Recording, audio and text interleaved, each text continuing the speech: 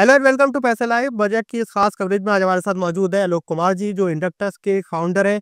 Sir से जानेंगे कि इंडिया में इंफ्रास्ट्रक्चर को लेकर क्या बड़े बदलाव हो रहे हैं। सबसे पहले तो सर बहुत बहुत शुक्रिया आप हमारे साथ जुड़े इतने हेक्टिक डे पे।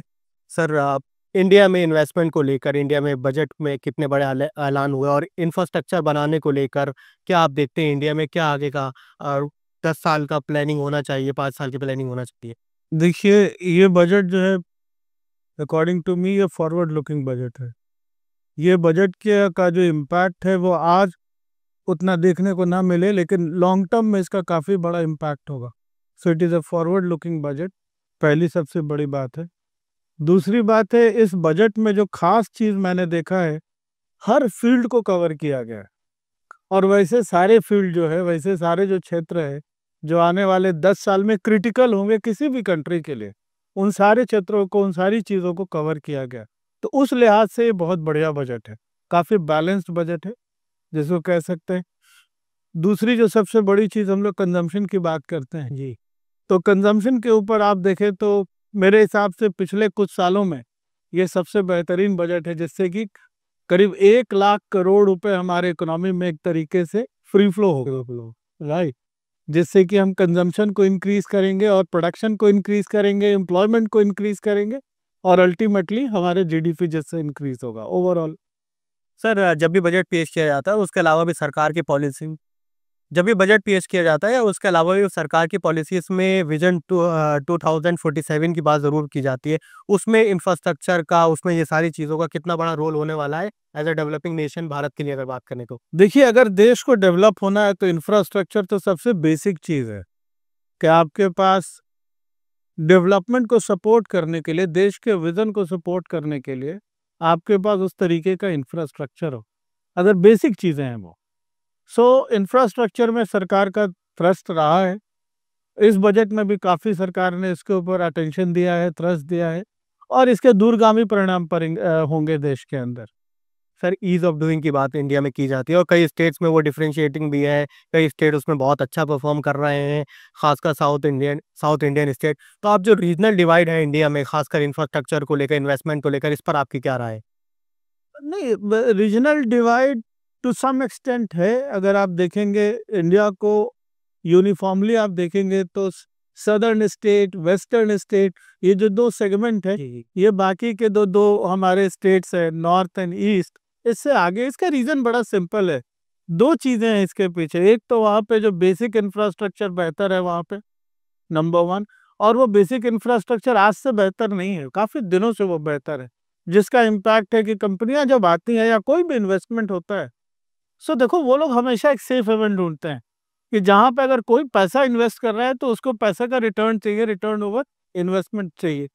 सो उसके लिए वो सेफ हेवन ढूंढेंगे।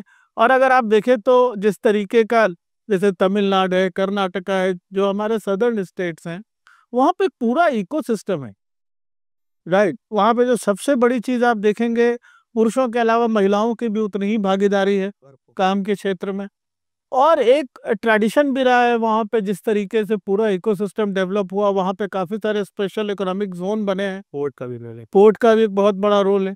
तो इन सारे चीजों को लेकर के वो अहेड है। और आप देखें साउथ में और particularly western zone and southern zone, तो ये दोनों कहीं ना कहीं एक एडवांटेजियस पोजीशन पर। बट ऐसी बात भी नहीं है, जिस तरीके से इस दफा और पिछले कुछ बजटों में भी देखा गया है, सरकार का फोकस सारे एरियाज पे है, सारे। पूरे देश पे है।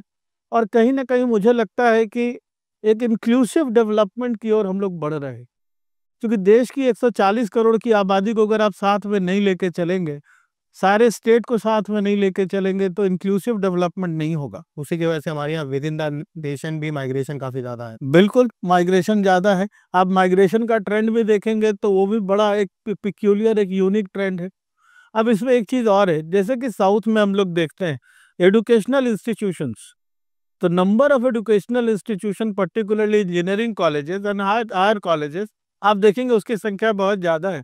वो भी एक बहुत बड़ा फैक्टर है। हिंदुस्तान पिछले 25-30 सालों में सर्विस सेक्टर के अंदर एक बहुत ही सशक्त देश के तौर पे उभरा है। तो उसके उभरने के पीछे जो बेसिक चीज़ें हैं, एक तो है इंफ्रास्ट्रक्चर और दूसरा है आपके पास टैलेंट, अच्छे ह्यूमन रिसोर्स, अच्छे मानव संसाधन। और यही दो कारण है जिसके चलते चीजें वहां हो रही हैं। और अभी हिंदुस्तान में आने वाले वक्त में काफी चीजें होंगी जो हम लोग शेयर भी करना चाहेंगे आप। जब भी इंडिया में इन्वेस्टमेंट की बात होती है, क्योंकि 160 और भी देश हैं जहां कंपनीज इन्वेस्ट करती है, तो आपके क्या मंत्र होते हैं बताने के लिए, एडवाइस करने के लिए उन कंपनीज को कि वो इंडिया में निवेश करो, और इंडिया कितना बड़ा ऑप्शन है उनके लिए? देखिए, इन हिंदुस्तान का जो इम्पोर्टेंस है ये डे बाय डे बढ़ता जा रहा है ग्लोबल इकोनॉमी में। और उसके बढ़ने के पीछे दो तीन मुख्य कारण हैं। एक तो सबसे बड़ा कारण है हमारे यहाँ के अवेलेबिलिटी ऑफ टैलेंट पूल। आप देखेंगे हिंदुस्तान की जो हमारी आबादी है, जो डेमोग्राफिक डिविडेंड जिसकी हम बात करते हैं, 60% आबादी हमारी युवा है, युवा वर्किंग एज पॉपुलेशन है, राइट। ये एक बहुत बड़ा डिविडेंड है। आप बहुत सारे यूरोपियन जायंट्स को देख लें, यूरोपियन कंट्रीज को देख लें, even some of the South Asian Asian countries को आप देख लें, उनके यहाँ उनकी पॉपुलेशन एजिंग है, उनके पास यूथ नहीं है काम करने के लिए जो उनके इंडस्ट्री को सपोर्ट कर सके। तो आज के डेट में हिंदुस्तान के पास ये सबसे बड़ा एडवांटेज है कि हमारी 60% की आबादी जो है वो वर्किंग एज पॉपुलेशन में। दूसरा एक बड़ा बड़ा बढ़िया एक अच्छी फेनोमेनन हुई आईटी में। जिस तरीके से हम लोगों ने पिछले 25-30 सालों के दौरान आईटी के अंदर भारत, आप कह सकते हैं कि एक बहुत ही मुख्य देश के तौर पे उभरा है। आज आप देखें सिलिकॉन वैली अमेरिका के अंदर ज्यादातर जो सीईओज हैं, जो लीडर्स हैं, वो इंडियन है, राइट। सो इसकी शुरुआत आज नहीं हुई थी, इसकी शुरुआत आज से 20-25-30 साल पहले हुई थी, जब भारत में आईटी उद्योग लगा। और आईटी उद्योग लगने के बाद बहुत सारे नए एजुकेशनल इंस्टीट्यूशंस खुले। पिछले 20 साल में भी अगर आप देखेंगे तो बहुत सारे एजुकेशनल इंस्टीट्यूशंस आए जिनका कंट्रीब्यूशन है कि हमारे पास एक स्किल्ड फोर्स है प्लस कॉस्ट। एक तो हमारे पास टैलेंट और दूसरा है कॉस्ट ऑफ ऑपरेशन। हम इसमें आपको अभी रिसेंट फेनोमेनन एक बताना चाहेंगे, आप भी पता होगा आपको, वो है डीप सीक का। अभी कुछ दिनों से, 2-4 दिनों से हम लोग डीप सीक के बारे में सुन रहे हैं। डीप सीक के ये एक बहुत बड़ा ट्रांसफॉर्मेटिव चेंज है डीप सीक इंडस्ट्री के लिए, पूरी ग्लोबल इकोनॉमी के लिए। डीप सीक ने एक चीज बता दिया है आकर के कि आज की दुनिया में आपको कॉस्ट ऑफ ऑपरेशंस को कंट्रोल में रखना होगा, राइट। आप चाइना जिसको $5 मिलियन में कर सकता है, दूसरे देश अगर उसको $500 मिलियन में कर रहे हैं, so it is a difference of 100 times, right. So एक मैसेज जो ग्लोबल कम्युनिटी, बिजनेस कम्युनिटी को गया है, that you have to keep your cost in check, right, और you have to keep the cost in control. और हिंदुस्तान आज उस दिशा में सबसे बेहतर डेस्टिनेशन बन के उभरा है, right, because of talent, because of English speaking population and because of our cost, right. Sir policies पर अगर मैं बात करूं तो पॉलिसीज की अगर बात करूं तो फेराइट इक्वलाइजेशन एक बहुत बड़ी पॉलिसी थी जो 60-70s के बाद लेके आई गई, जिससे इकोनॉमी में, खासकर इंडिया स्टेट्स के अंदर इकोनॉमी में काफ़ी शिफ्ट आया, खासकर मैन्युफैक्चरिंग में शिफ्ट आया। इस तरीके की पॉलिसी आप 2000 के बाद नहीं देख पाए, और उस तरीके की पॉलिसी क्या अभी आना चाहिए? पॉलिसी एक बार रिपीट करें, क्या होगा? फेराइट इक्वलाइजेशन, फ्रेट इक्वलाइजेशन, हाँ हाँ हाँ हाँ। सो देखिए, अगर आप देखेंगे तो हर दशा काल में, राइट, हर डिकेड में, रादर हम लोगों को कहना चाहिए हर दशक में एक अलग चैलेंज होता है इंडस्ट्री के सामने। उस डिकेड के दौरान फ्रेट के ऊपर फोकस करना या न्यूट्रलाइज करना एक जरूरी कदम माना गया था। उसके बाद आप देखेंगे भारत का बहुत बड़ा फोकस रहा है मैन्युफैक्चरिंग की तरफ और सर्विस सेक्टर के डेवलपमेंट के ऊपर। एंड पिछले 15-20 सालों का इतिहास आप देख लें तो सर्विस सेक्टर जो है इंडिया का, led by of course IT industry, एक सशक्त इंडस्ट्री के तौर पे उभर के आया है। तो ये समय की बात है। आज के दौर में, आज हम एआई की बात कर रहे हैं, शायद अगले दशक में हम एआई की बात नहीं करेंगे, तब तक कुछ और टेक्नोलॉजी आ जाएगी। अब हम तो दशक क्यों, अगले 2 साल के बाद आप देखेंगे हम एआई की बात ही नहीं कर रहे, तब तक कोई नई टेक्नोलॉजी आ गई, कोई नया ट्रांसफॉर्मेटिव चेंज हो गया दुनिया के अंदर, और पूरी दुनिया उसके पीछे भाग रही। ग्लोबली खासकर डेवलपिंग देशों में देखा गया है कि चाइना प्लस वन की एक रणनीति पर कई देश काम कर रहे हैं। इससे इंडिया को बहुत बड़ा फायदा होने की उम्मीद जताई जा रही थी, खासकर 2016 के बाद से। आप क्या देखते हैं कि वियतनाम उसका बहुत बड़ा सक्सेसर रहा, या इंडिया ने कहाँ गलती करी? उतनी जितनी उम्मीद की जा रही थी, जितनी पोटेंशियल की बात की जा रही थी, शायद उतना नहीं हो पाया। देखिए, आप वियतनाम को हिंदुस्तान से कंपेयर नहीं कर सकते हैं। राइट। हिंदुस्तान की तुलना आप वियतनाम से नहीं कर सकते हैं। In terms of geography, size of the country, in terms of population, in terms of English speaking population, in terms of talent. देखो, मैन्युफैक्चरिंग में कुछ हद तक वियतनाम जो है हिंदुस्तान के कुछ काम को अपनी तरफ, या चाइना से निकले हुए कुछ काम को ले सकता है, बिकॉज उनके पॉपुलेशन का स्ट्रक्चर वैसा है जो मैन्युफैक्चरिंग को सपोर्ट करे, राइट। बट सर्विस सेक्टर में वियतनाम कितना कर पाएगा? बहुत कुछ कर भी नहीं पाया है और बहुत कुछ कर भी नहीं पाएगा। रही बात, एक चीज हम लोगों को समझना बहुत जरूरी है, जो जियोपॉलिटिकल, जो अभी रिसेंट जो डेवलपमेंट हुए हैं, ये deep seek, post deep seek world जो होगी वो टोटली डिफरेंट वर्ल्ड होगी, राइट। डीप सीक के बाद अमेरिका को एक मैसेज, बहुत ही क्लियर मैसेज गया है कि आप हर कुछ नहीं कर सकते हैं, और द काइंड ऑफ कॉस्ट उनका जो कॉस्ट स्ट्रक्चर है, उस कॉस्ट स्ट्रक्चर में उनके लिए आने वाले दिनों में इनोवेशन करना, नए प्रोडक्ट डेवलप करना एक बहुत बड़ा चैलेंज होगा जी। और वो चैलेंज इंडिया और चाइना, ऑफ कोर्स चाइना आज के दिन में उसने प्रूव किया है, और आने वाले दिनों में India is going to be the hub of innovation. Innovation hub के तौर पे हिंदुस्तान उभरने जा रहा है, और आप देखेंगे इसका फायदा ये होगा कि बहुत सारे विदेशी कंपनियां, जो खास करके अमेरिकन एंड यूरोपियन कंपनियां हैं, वो अपना बैकएंड सपोर्ट सेंटर इंडिया में सेटअप करना शुरू कर दिए, और आने वाले दिन में और भी करेंगे backend support centre. Sir, cost effectiveness की आपने बात करी इंडिया में, सरकार इस पर एक लगातार काम कर रही है, चाहे मैन्युफैक्चरिंग में हो तो लॉजिस्टिक कॉस्ट को कम किया जा रहा है, और फिर इसके अलावा भी सरकार की ओर से कई प्रयास उठाए गए। लेकिन अगर आप 2016 के बाद से देखें, कई ऐसे सेक्टर हैं जो उतना डेवलप नहीं कर पाए। हाँ, खासकर हमने पीएलआई लॉन्च की, तो पॉलिसीज के तौर पर कहाँ कमी रह रही है? पॉलिसी के तौर पे निकल जाने का, हाँ। सो देखिए, पॉलिसी के तौर पे दो चीजों को समझना पड़ेगा। जैसा मैंने कहा कि हर पीरियड में, हर दशा काल में एक अपॉर्चुनिटी आपके पास होती है किसी भी देश के सामने, जो शायद आज से 10 साल के बाद नहीं होगी, राइट। सो एक तो ये चीज आपको उसके नजर में रखना पड़ेगा।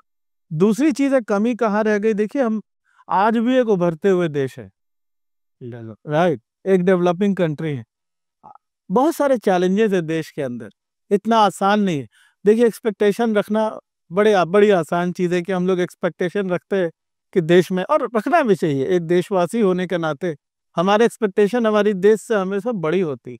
लेकिन रियलिटी को देखते हुए हम लोग को ये भी देखना पड़ेगा कि हमारे पास रिसोर्सेस कितने हैं, और रिसोर्स को हम कहाँ यूटिलाइज कर पाते हैं, राइट। एक क्षेत्र जिस पे हम फोकस करना चाहेंगे, जिस पे हम आपसे बात करना चाहेंगे, जिस पे हिंदुस्तान को फोकस करना चाहिए, वो है research and development, R&D, spending on R&D। आज के दिन में हमारी spending on R&D is 0.7% of the GDP, करीब 0.7, less than 1%, 0.7% of the GDP है, जो मेरा मानना है आने वाले दिनों में ये बहुत बड़ा चैलेंज पोज कर सकता है हिंदुस्तान के लिए। हमारी स्पेंडिंग, हम जो उम्मीद कर रहे थे कि इस बजट में सरकार इस पे और फोकस करेगी, और हमारी स्पेंडिंग कम से कम हमारे GDP का 1.5% के आसपास होना चाहिए आइडियली, बिकॉज आने वाले दिन में सारा focus research and development and innovation पे होगा। ये फेलोशिप की बात, right, product innovation, process innovation.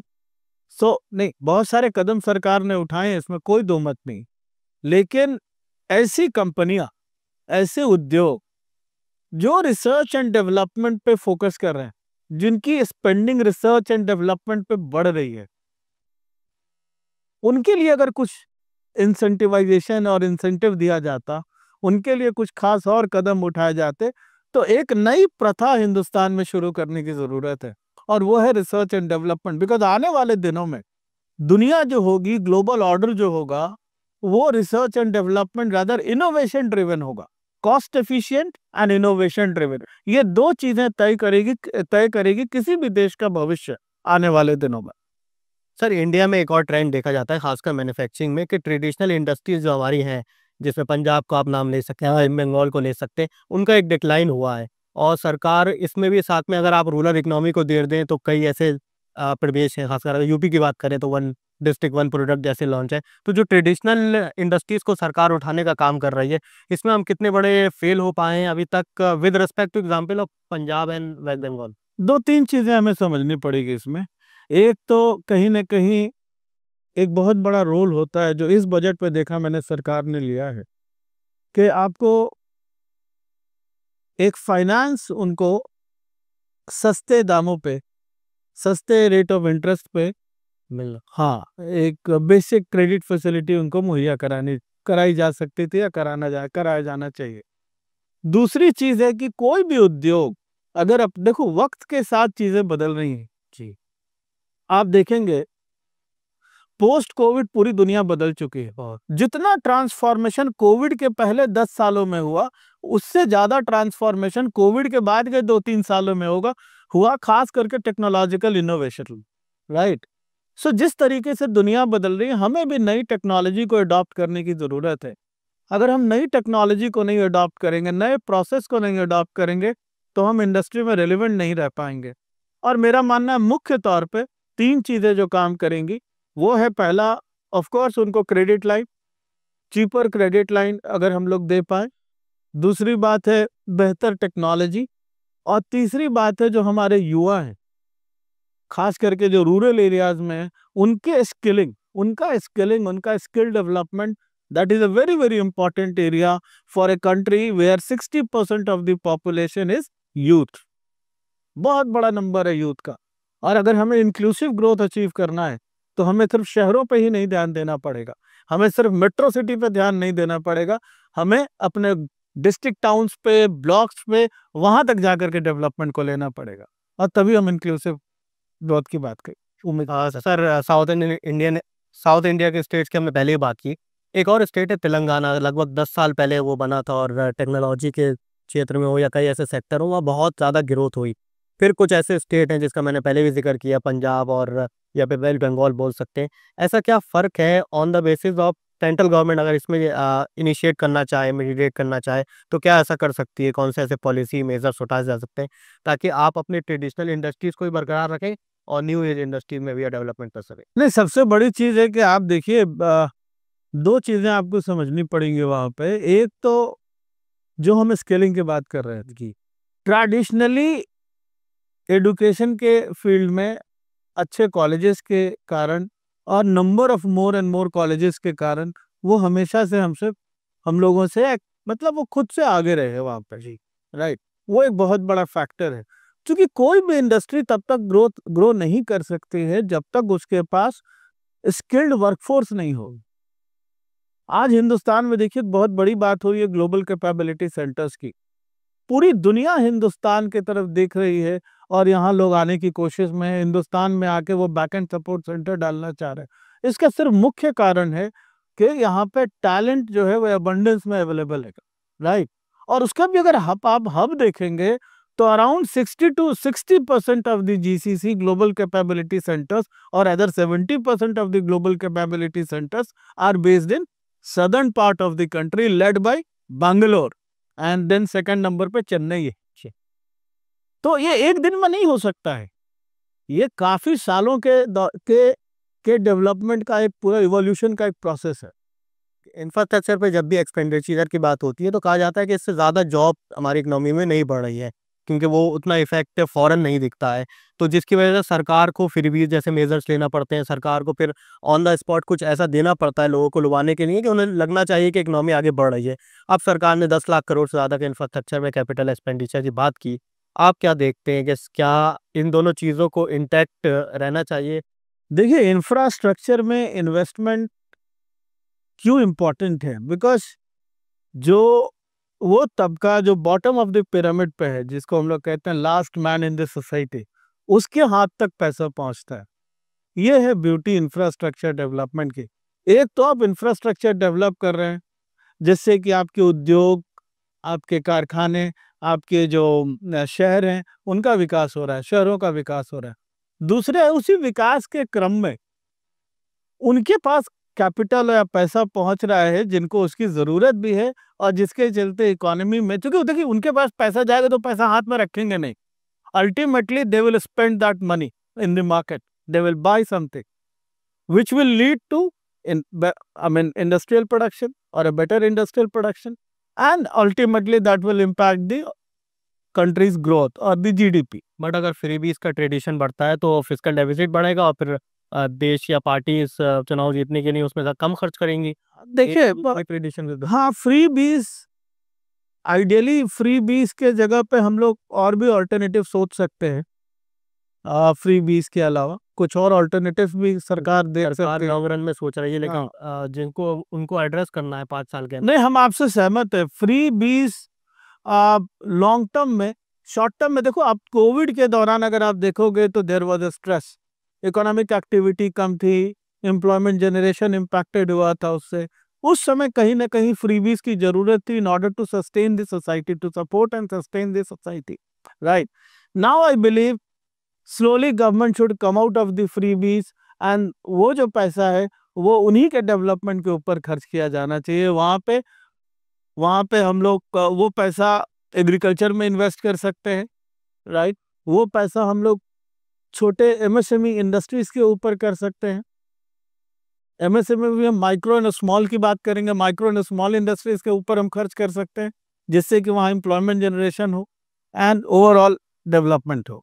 और सर जियो पॉलिटिकल टेंशंस इस वक्त पूरी दुनिया में है, उसमें इंडिया की जो पोजीशन है वो दोनों ही ग्रुप से कह सकते हैं, दोनों देशों से काफ़ी अच्छी है। उसमें इंडिया के लिए अपॉर्चुनिटी कितनी बड़ी है इन्वेस्टमेंट लाने के लिए? मेरा मानना ये इंडिया के लिए गोल्डन अपॉर्चुनिटी है। कौन से देश किससे लड़ रहे हैं नहीं लड़ रहे हैं वो तो हम लोग सब जानते हैं कहाँ पे क्या है चैलेंजेस, बट अगला 10 साल हिंदुस्तान का होगा, राइट। क्यों हिंदुस्तान का होगा? Because of certain inherent character जो कि अवेलेबल है आज के दिन में हमारे देश के अंदर, राइट। अभी देखिए 2 दिन पहले बात हो रही थी हमारी, किसी हमारे जर्मन फ्रेंड है वो बता रहे थे कि आज जर्मनी में ये हाल है कि वहां पे इंडस्ट्रीज को यूथ नहीं मिल रहा है, and they are seriously thinking to transfer their backend operation to India, right. Americans, in order to keep the cost in control, right, and also to get the better quality resources and the talent, they have no other option but to look at India.